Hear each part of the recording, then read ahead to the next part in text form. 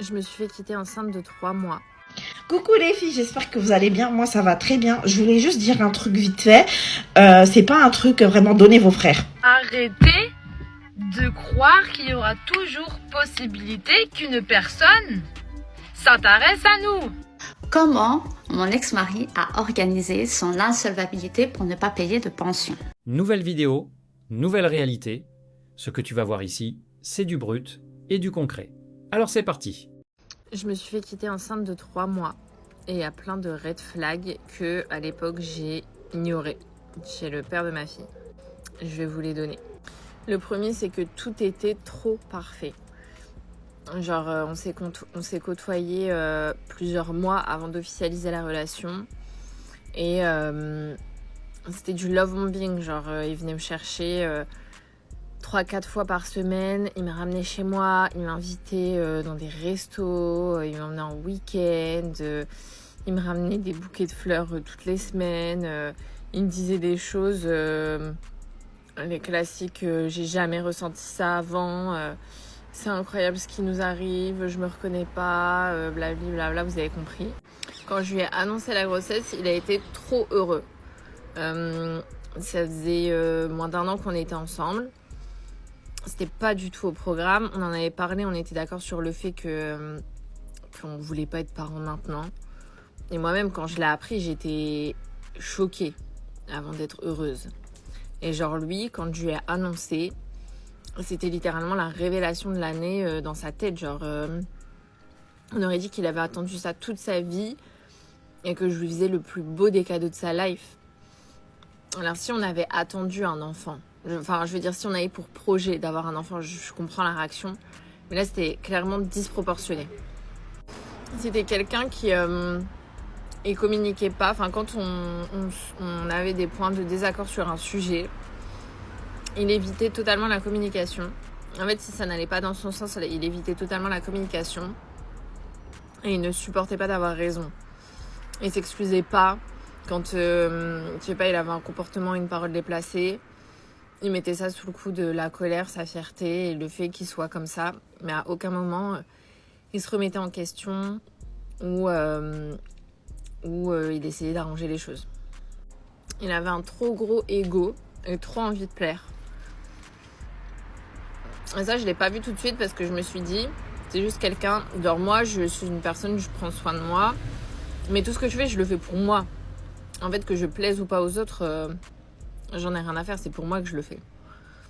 Et je pensais que lui, il était dans la même vibe, sauf que pas du tout. En fait, tout ce qu'il faisait, il vit vraiment encore aujourd'hui à travers le regard des autres, pour les caméras un peu. C'est-à-dire que son apparence, mais au-delà de ça, le comportement qu'il va avoir, genre son comportement va être totalement différent quand on était en présence de personnes que quand on était que tous les deux, même si c'était des inconnus. Mais à partir du moment où quelqu'un était spectateur de son comportement changeait totalement. On n'était pas totalement odieux quand on était ensemble, mais je veux dire, il faisait toujours en sorte d'être beaucoup plus sympathique, beaucoup plus aimable, beaucoup plus apprécié. Et ça, je l'ai totalement ignoré. Bon, la liste est encore longue. Dites-moi si vous voulez une deuxième partie. Et pourquoi j'ai pas vu tout ça quand j'étais dans la relation. Parce que j'étais aveuglée. Je pense que je le voyais, mais je me voilais la face. Mais en fait, il jouait tellement bien un rôle que c'est à partir du moment où on s'est séparés pendant la grossesse et que je suis pas allée dans son sens quand ma fille est née que j'ai découvert son vrai visage. Mais sinon, il est tellement fort pour ne pas être lui-même que je vous jure que pourtant je suis pas un lapin de 6 semaines et je connais la vie. Je me suis totalement laissée berner. Autrement dit, l'attention, l'effort et la générosité d'un homme reclassés en symptômes de manipulation une fois l'histoire terminée. Ce n'est qu'à la fin qu'ils deviennent du love bombing. Le même comportement passe de qualité à défaut selon si la relation marche ou non. Conseil pour les hommes, comprends bien la mécanique avant de te vider pour quelqu'un. L'effort que tu fournis aujourd'hui peut devenir, demain, la pièce à charge dans son récit. Investis avec discernement, observe la réciprocité et ne prends pas pour un défaut chez l'autre ce qu'on appellera plus tard une red flag chez toi. Le problème n'est pas d'aimer fort, c'est d'aimer sans cadre. Ce message-là, il s'adresse à toutes les mamans. Ou les papas célibataires. Arrêtez de croire qu'il y aura toujours possibilité qu'une personne s'intéresse à nous. Notamment les personnes qui n'ont jamais eu d'enfants. D'accord ? Quand t'es là, à un moment donné, t'es là, tu te reconstruis suite à ta séparation, etc. Que tout va bien pour toi, que tu t'es aligné avec toi-même, etc. C'est cool, tu te sens bien, tu te prends pas la tête et tout, nanana. Mais quand, du coup, d'une personne te tombe dessus, ben tu tombes dessus, tu restes toujours méfiante. Moi, ça fait 2 semaines, je parlais avec quelqu'un. Déjà, j'ai vu son signe astro, j'ai dit, lui, je le sens pas, mais vas-y, on va pas s'arrêter que sur les signes astro. Très bon feeling, tout. Franchement, bon, le mec ne vient pas d'ici, il a 2 heures de chez moi. Donc, vu qu'il avait son premier week-end de libre, du coup, il travaillait pas, donc je me suis dit, bah vas-y, exceptionnellement, les mamans parfaites, je vous vois venir swiper. J'ai fait garder, du coup, mes enfants par une amie à moi pour l'après-midi. Et il s'est avéré qu'au moment où ma copine les a récupérés, ben je reçois un message en disant « Excuse-moi, je viens à peine de me réveiller et tout. » Je lui dis « Écoute, c'est pas grave, on a encore du temps devant nous, je sais que tu as de la route et tout. » Et c'est pas... Enfin, moi, je lui ai dit « Écoute, tu m'envoies un message quand tu comptes partir et tout, comme ça, je sais à quelle heure tu arrives. » Et il me dit « Ouais, non, ça va être compliqué. Je vais pas faire 4 heures de route juste pour 2 heures. » En soi, je comprends, ce n'est pas un souci. Mais c'est pour ça qu'il ne faut... Là, ça me prouve encore qu'il ne faut pas que je m'intéresse... Bon, c'était pas volontaire, hein. Je me suis intéressée à une personne qui n'avait pas d'enfant. Mais en fait, mon coco, genre, frérot, à un moment donné, genre, il y a une manière de dire des choses. Excuse-toi.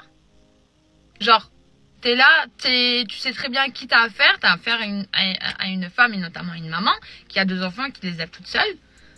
Tu crois que j'ai du temps pour toi, pour perdre mon temps, genre, enfin, je sais pas, genre, j'ai exprès, déjà, on a très peu de temps devant nous. Et si on vous donne du temps,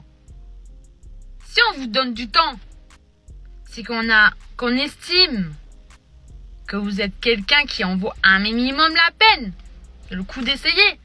Mais c'est comme ça, il faut savoir prendre des risques dans la vie. À un moment donné, si tu prends pas de risques, tu pourras jamais savoir. Donc moi, j'ai pris ce risque-là, j'ai fait garder mes enfants. Donc mes enfants passent toujours avant tout. Mais là, je me suis dit, eux aussi, ça va leur faire du bien de passer du temps avec ma copine et de voir autre chose que leur mère qui crie tous les jours. Mais en fait, excuse-toi. Excuse-toi. Le mec, aucune conscience, genre, pas d'excuses, rien du tout. C'est bonne continuation, merci. Mais what? Mais vous voyez à quel point les hommes, comment ils peuvent être? Mais c'est hallucinant.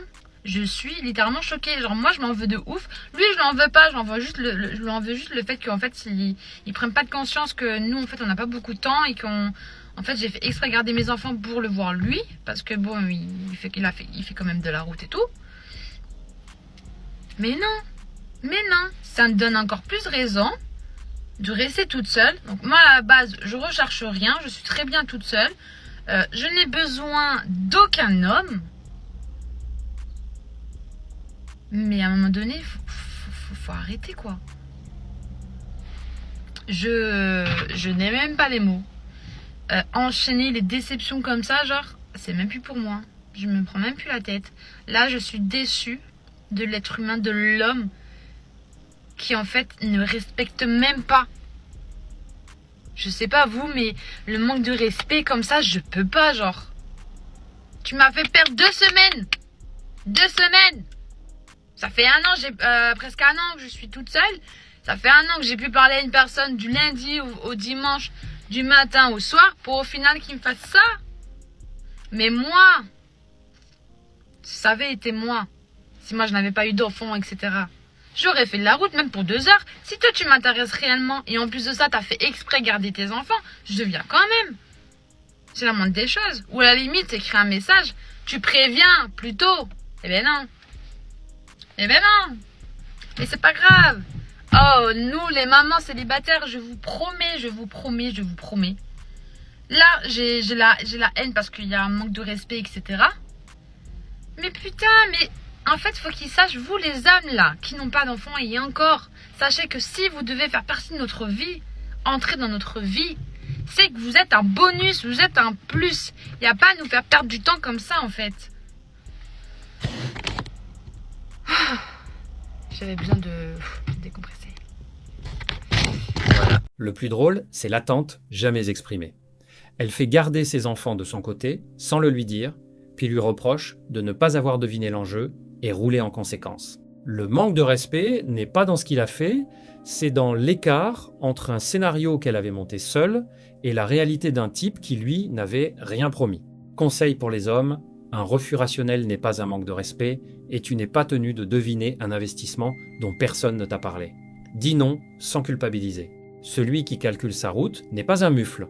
C'est un homme qui sait ce que vaut son temps, exactement comme elle dit savoir ce que vaut le sien. Coucou les filles, j'espère que vous allez bien. Moi, ça va très bien. Je voulais juste dire un truc vite fait. C'est pas un truc vraiment donner vos frères.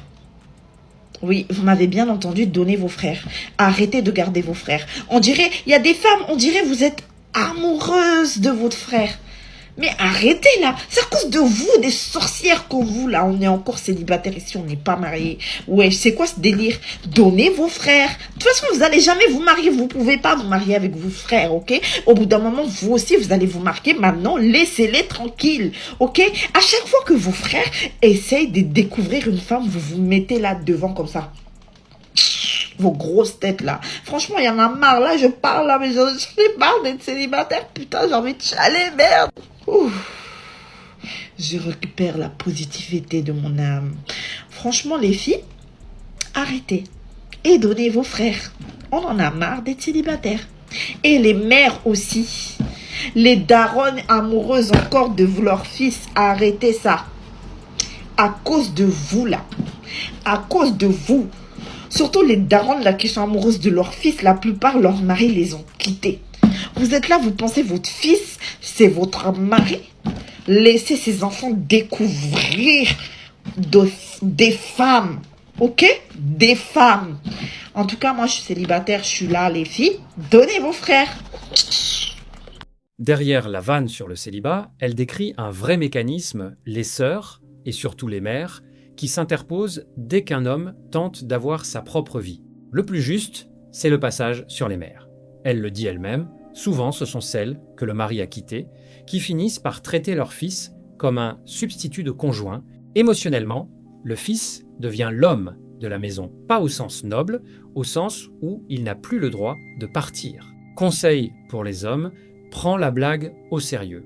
Un homme qui ne coupe jamais le cordon ne construit rien à lui. Il reste le mari de remplacement d'une mère ou le projet d'une sœur. Comment mon ex-mari a organisé son insolvabilité pour ne pas payer de pension? Donc, je vous explique. En fait, moi, j'ai divorcé en 2012, d'accord? Donc, ce qu'il a fait, c'est qu'il est sorti de son travail.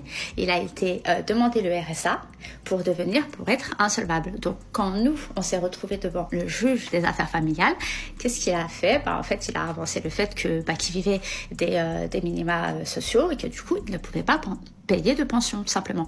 Donc, le juge a écrit dans le document qu'en effet, il n'y avait pas de pension dû à l'insolvabilité du père. Donc, c'était à moi, en fait, de refaire une procédure si la situation du père venait à s'améliorer. Ok, donc là, on est en 2026. Sa situation ne s'est pas améliorée sur le papier, vous voyez. Donc, regardez ce qu'il a fait. Le mec, après, il a retrouvé un autre taf. Il s'est arrangé avec le patron pour avoir une paye de 500 à 600 euros grand max, d'accord? Pour toujours continuer à ne pas pouvoir payer, en fait, la pension.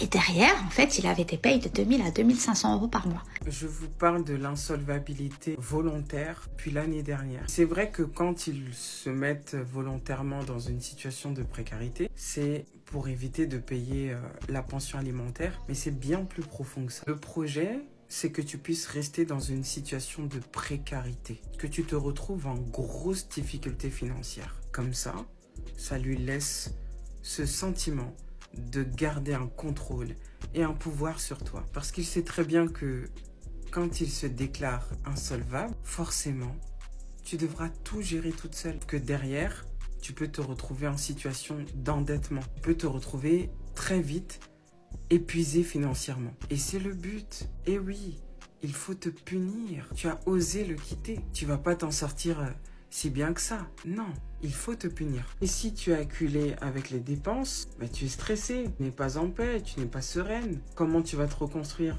Ça peut être compliqué. Et ça, il le sait très bien. C'est la stratégie qu'il met en place pour te punir et pour continuer à garder un contrôle sur toi. Ce n'est pas parce que vous êtes séparés que la violence économique va s'arrêter pour autant. Des fois, elle s'amplifie même au moment de la séparation. Mais quand financièrement, tu t'en sors bien, là, tu gâches tous ses projets. Tu gâches tous les plans qu'il avait pour toi. Toi aussi, ton ex s'est déclaré insolvable pour ne pas avoir à payer la pension alimentaire, pour te mettre en difficulté. Dis-le nous dans les commentaires. Toute la grille part d'une certitude. S'il est en galère, c'est forcément un plan calculé pour la punir. Le plus drôle, c'est que le récit ne laisse aucune issue. Un homme qui paie est normal, un homme qui ne peut pas payer est un manipulateur qui organise sa précarité. Aucune place pour l'hypothèse la plus banale qu'un type puisse réellement gagner peu. Conseil pour les hommes. Sur un divorce, on n'entend qu'une version. Violence économique est devenu le mot qui transforme une situation financière en intention criminelle, sans preuve, sur la seule parole de la partie lésée. Je n'ai besoin d'aucun homme.